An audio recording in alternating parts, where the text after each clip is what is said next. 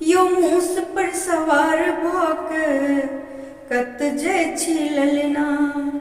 मैं गौरा जोई रहल सगर अंगना, मूस पर सवार भोक कत जय छी ललना। पद पंकज कर पोथी दबेने, पद पंकज कर पोथी दबेने, संग में कार्तिक भाई के लेने, मूस पर सवार भोक कत जय छी ललना। रिद्धि सिद्धि दायक भाग्य विधायक सुनु कहना, समय मिलत कनिएब हमरो अंगना, मूस पर सवार भोक कत जय छी ललना।